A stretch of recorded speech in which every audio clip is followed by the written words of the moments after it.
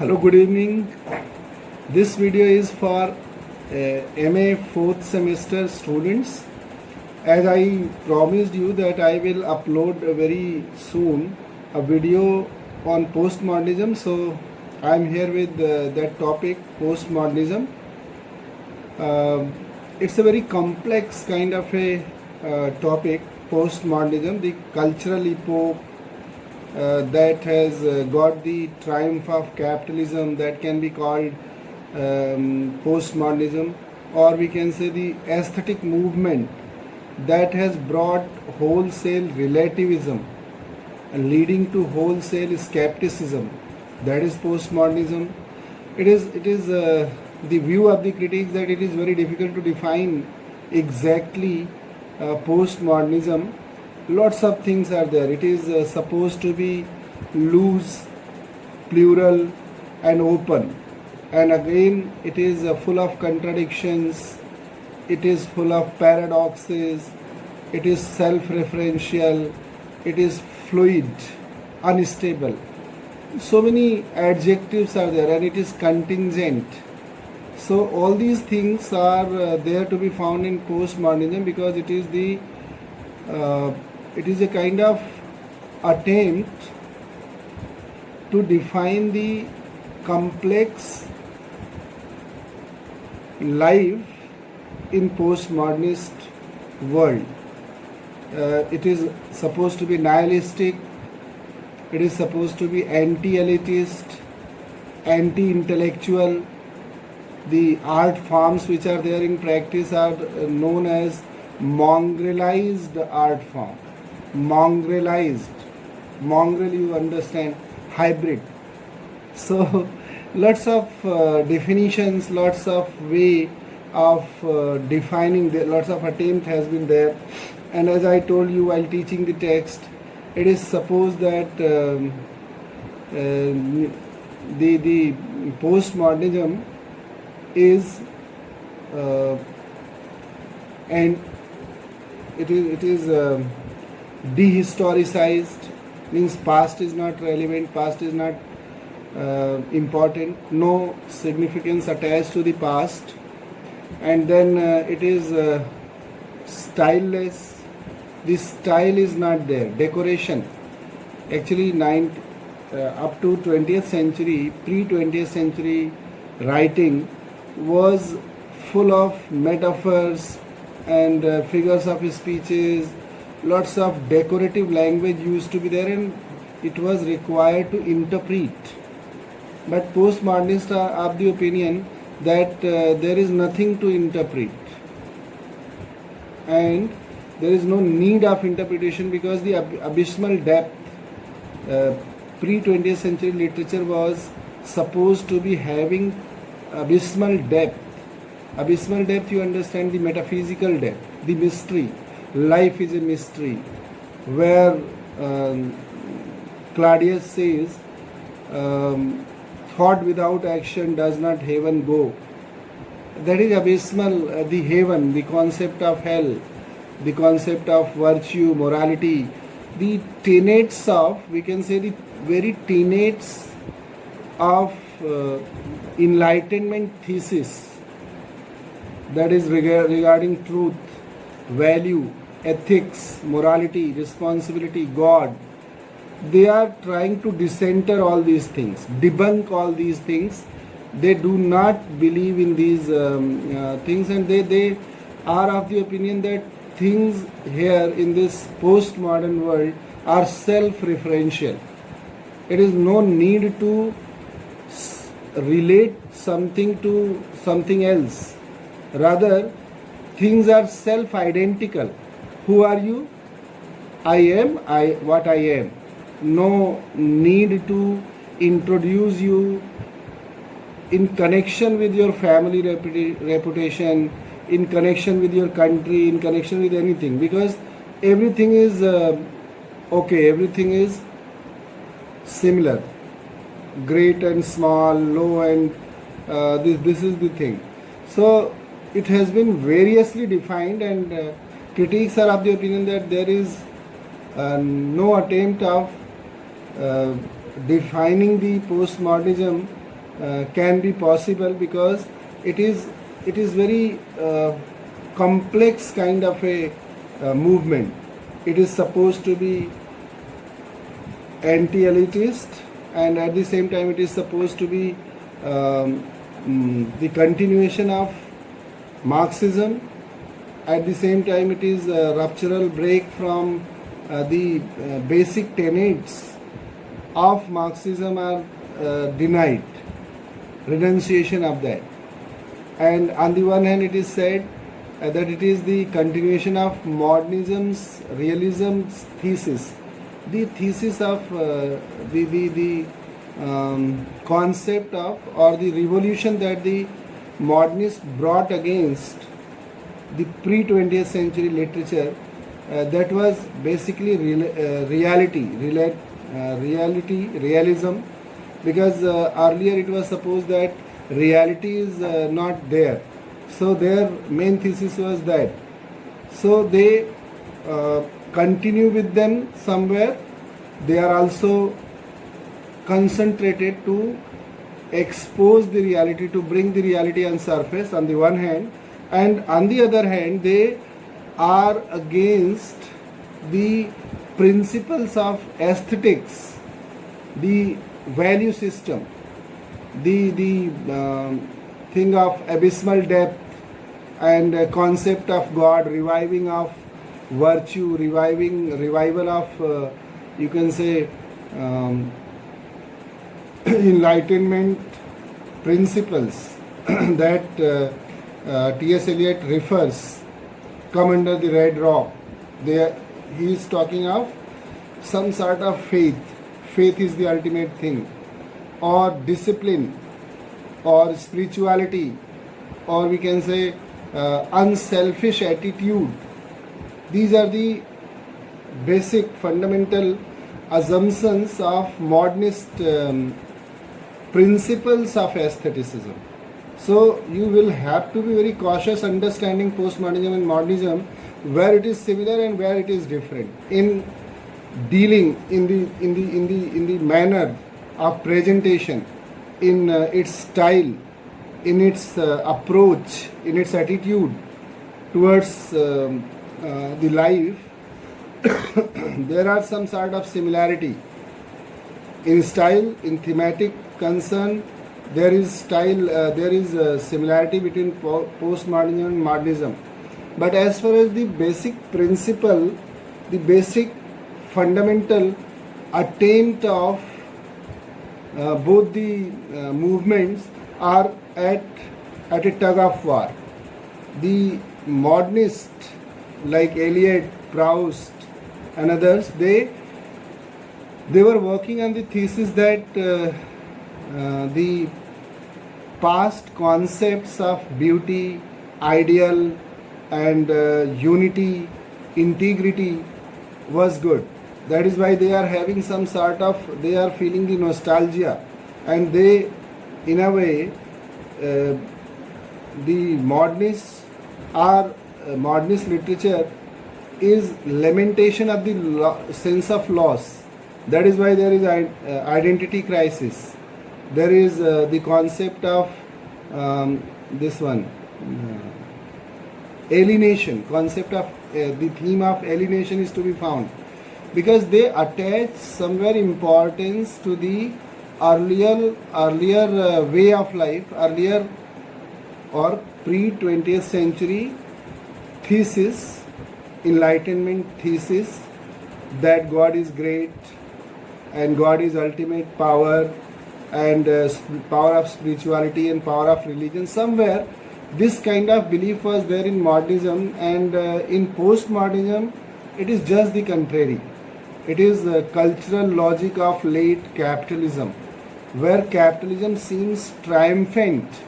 Everything is Bible, everything is sellable, there is nothing valuable, no value to morality, and everything is in a flux. It is moving, it is changing.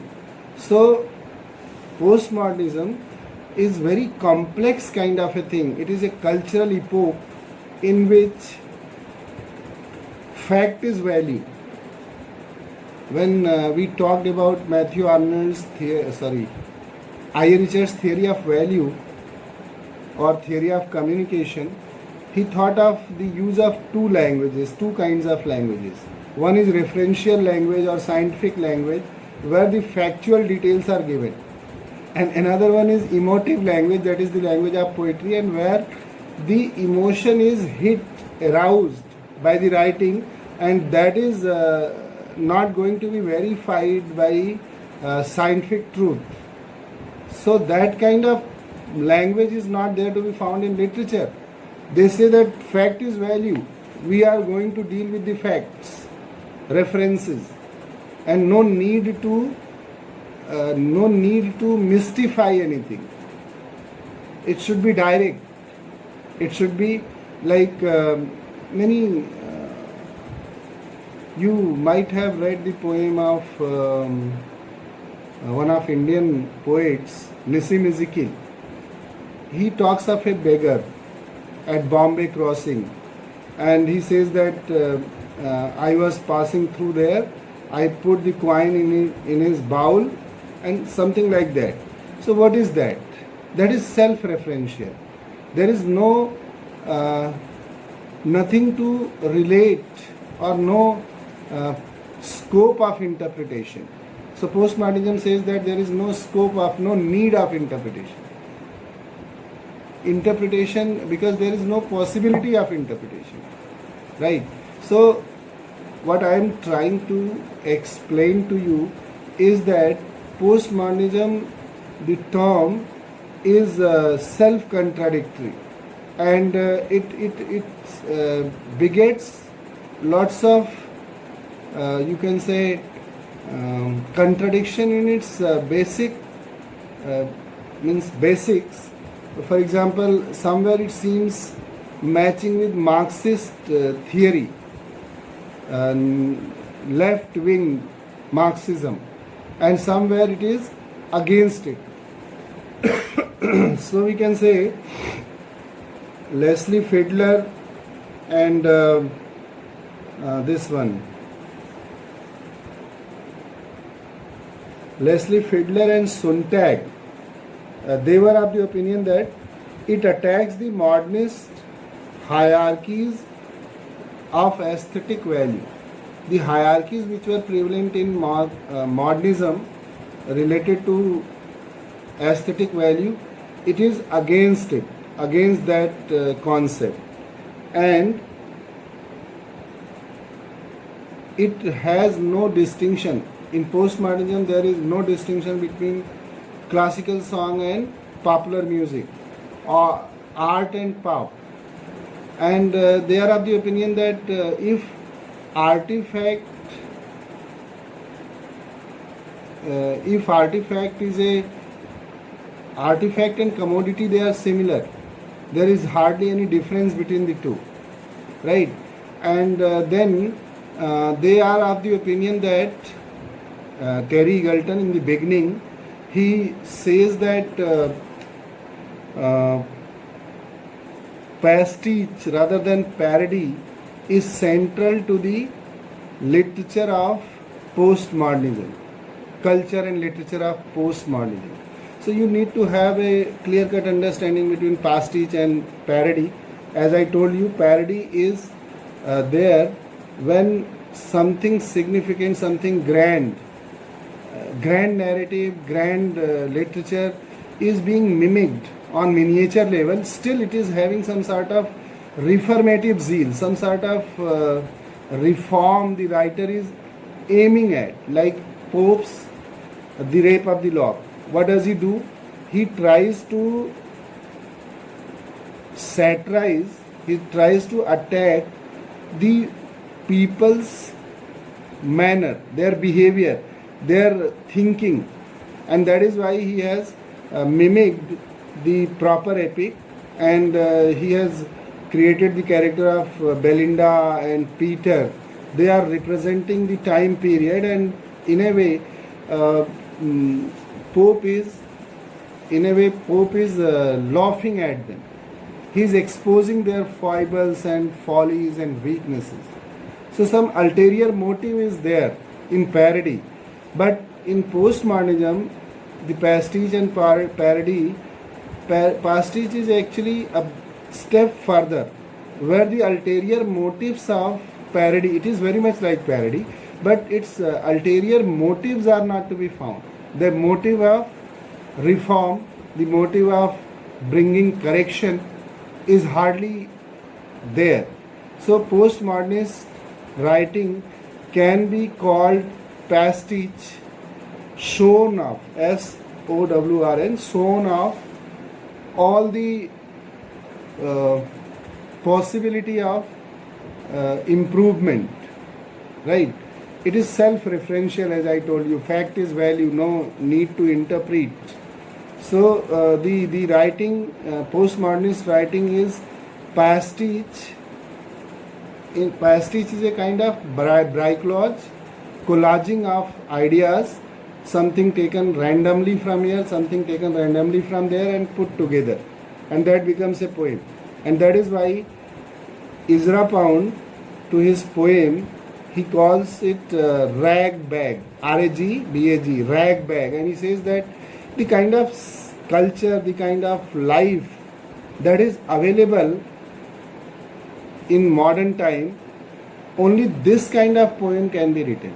See, he has written a poem that to which he calls rag bag, and he is himself acknowledging, he himself acknowledges that nothing better than this can be written in this scenario, because the time period, I keep on telling you, the time period of the production of literary work is very significant, because the writers are those people who go to the public and observe the things, and on the basis of their experiences they write literature, right? So he says that only this is possible in this kind of a fragmented, valueless and completely gross materialistic world. And T.S. Eliot also refers this thing in The Wasteland. The entire scenario that is shown in The Wasteland, that is a picture of, that is a grotesque picture. The animalism is pervading, and human values are at a chaos. Values, cultural values are not working. So what is expected? That is why he says in the end of the poem that this I could fish, regarding three das, Datta Dayadhyam Damyata Shanti Shanti Shanti. He says this is the only value, this is the only thing that I can at least fish for my state. The kingfisher is speaking there, and he is of the opinion that I would like to fish these ideals to regain the health of my state. That is the statement, and very famous statement of T.S. Eliot, you cannot forget, that London Bridge is falling, falling, falling. The same scenario is to be found in postmodernism also. Only difference is the writers, the poets in the modernist period, they were trying to revive back the old values and old systems and customs and old principles, laws of morality, God, truth, and that has been completely neglected by the postmodernist writers. Their style is similar, their way of presentation is similar. The difference lies in their approach to aesthetic value, aesthetic principle, because there is attempt of revival of those values, pre-20th century aesthetic values, and in postmodernism there is in a way hopelessness, utter hopelessness. They are of the opinion that nothing is possible. So any attempt to redefine the things, to revive the values is useless, because they are having meaninglessness, and that they are nihilistic. So they are celebrating, in a way they are celebrating their nihilism, and they are happy about the nonsense, futile, boring, monotonous kind of life that they are given to live, because they think that nothing can be done. Our fate, we have reached up to a point that is beyond repair. No no repair work can be done. This is the only thing that we are having. The utter confusion, utter cruelty, the existential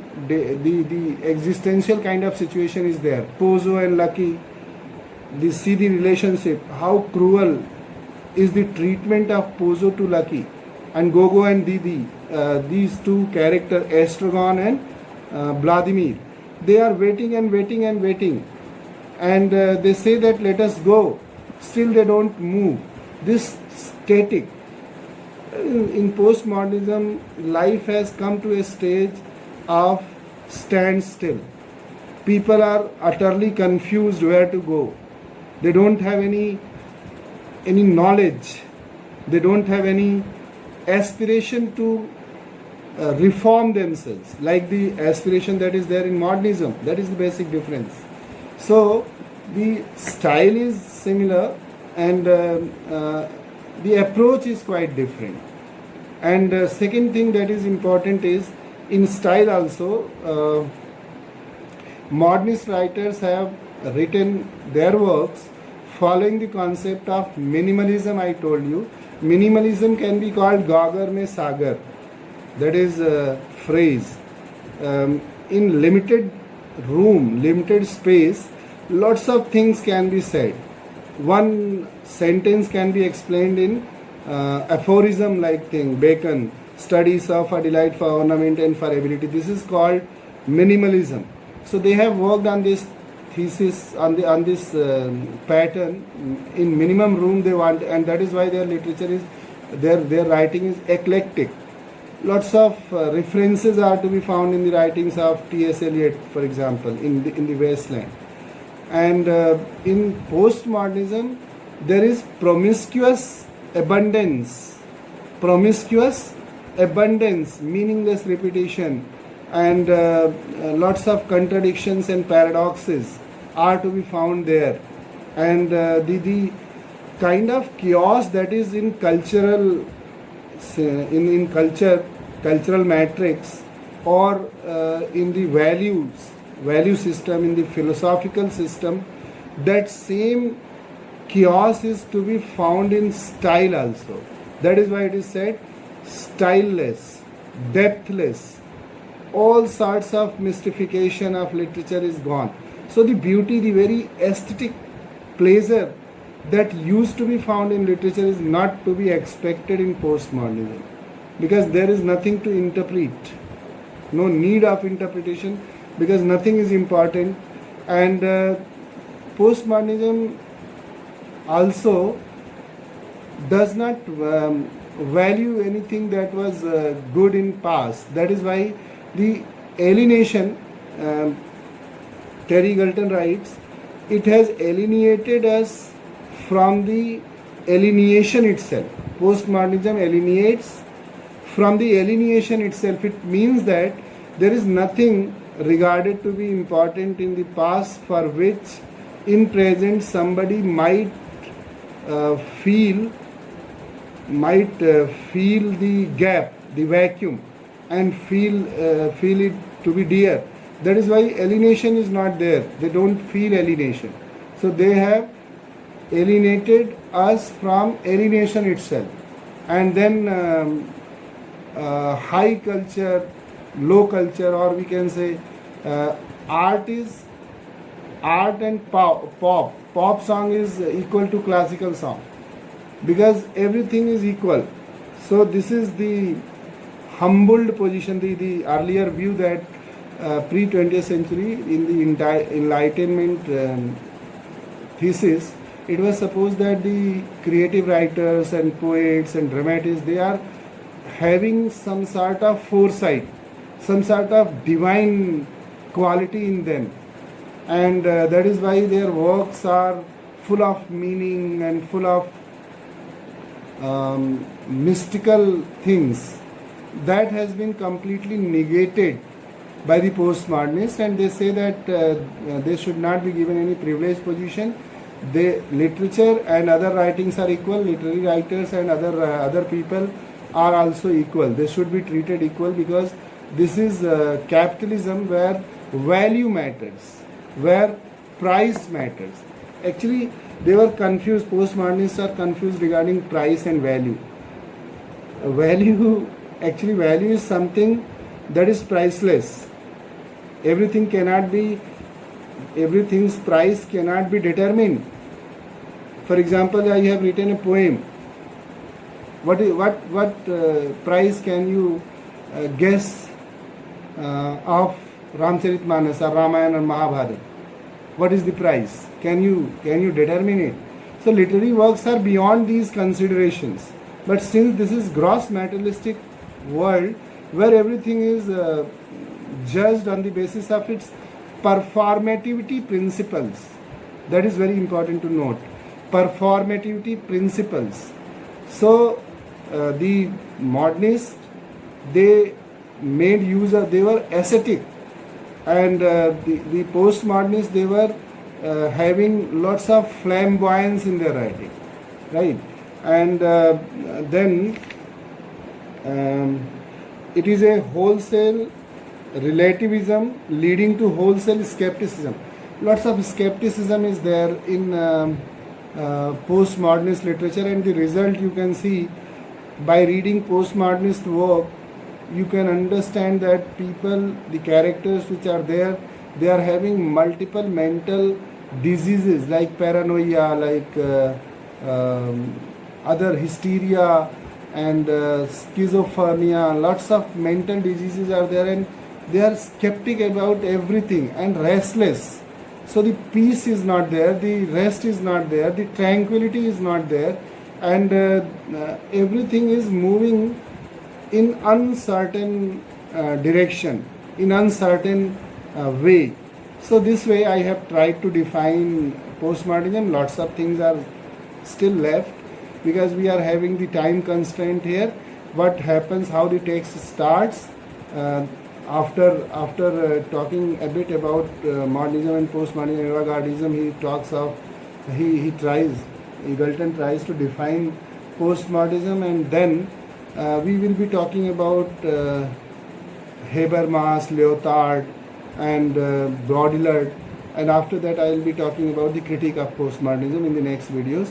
So thank you for watching me, and we'll be meeting very soon in the next video.